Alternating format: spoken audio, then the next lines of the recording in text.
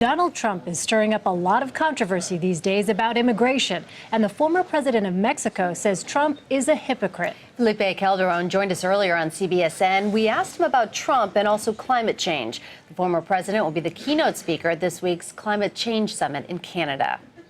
Well, since I was a child, my father was talking every day about that. I'm looking what you were talking about, all these floods and tornadoes in Kansas and several states. That will be the new normal in the world. So extreme events will be the new normal, or we can avoid that if we can reduce carbon emissions. So I'm very passionate. You are right on that. Since I was a child, I learned from my father to respect the planet, and I'm trying to do my best in order to take action on that. You chair the Global Commission on the Economy and Climate, and today you released a report. Talk to us about those findings that are coming out of that report. Yeah, well, basically, the basic idea is this. We reject the idea that we cannot do at the same time getting growth and tackling climate change. It is possible to getting growth and tackling climate change. It's a false dilemma that we need to pick one or the other one. So the report is suggesting 10 big measures in order to get both goals in the next 15 years, like establishing carbon price, like stopping deforestation, improving energy efficiency, like redesigning the new cities and others that allow us to get both goals, economic growth and social benefits, and at the same time to tackle climate change. So we are defeating the old idea that we need to sacrifice economic growth. So the report, the new climate economy report, is providing options for governments and companies to take action against climate change without sacrificing the economic growth and social benefits and job creation that we are looking for. Certainly is an important issue. While we have you here, Mr. President, we'd like to ask you about Donald Trump. The U.S. presidential candidate has made some pretty controversial comments about illegal immigration and about the Mexican people. Let's take a listen. When Mexico sends its people, they're not sending their best. They're not sending you. They're not sending you. They're sending people that have lots of problems, and they're bringing those problems with us. They're bringing drugs, they're bringing crime, they're rapists, and some, I assume, are good people. Mr. President, on Twitter, you called Trump a hypocrite. Why do you believe he is a hypocrite? Well, he tries to attract attention for his campaign, and I don't want to provide it to him, so he doesn't deserve any more comments on my side.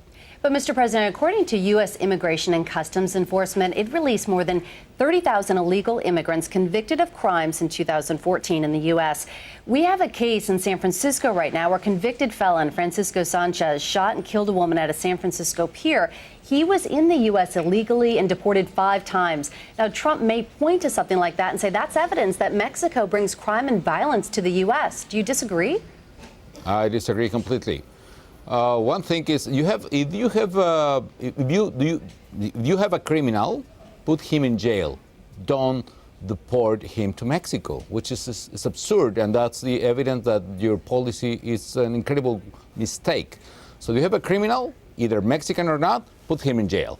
Don't deport to Mexico. So the idea is to provide him opportunities to make any felony or crime in my country. No, that is not the idea.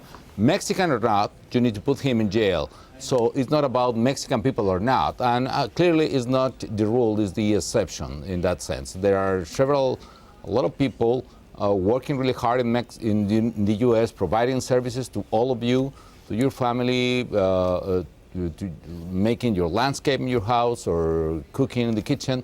And they are not criminals. They are working, hard workers. But, so Mr. in this particular case, deporting 5 times one people, it's a mistake. It's a wrong policy. If you have a criminal in the streets, you need to put him in jail and not deporting him to Mexico. But if he's an illegal immigrant from Mexico, why shouldn't he go back to Mexico? Why what? But if he's an illegal immigrant in Mexico, from Mexico, why shouldn't he go back to your country? No, of course. But the point is, if you have a criminal, according with your American law, you need to put him in jail. So that's exactly the mistake. I hate the events that happen in San Francisco.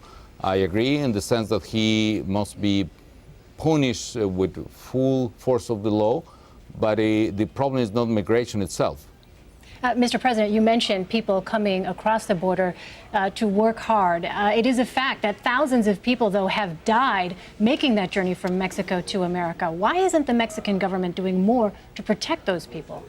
Well, actually, when I was president, the net rate of migration from Mexico of Mexican workers went to 0 3 years in a row, 2010, 11, and 12. So by first time ever, the absolute numbers of Mexican people coming to U.S. went to 0. And that is for good and bad reasons. So we did the best we could in order to provide opportunities for people in our country.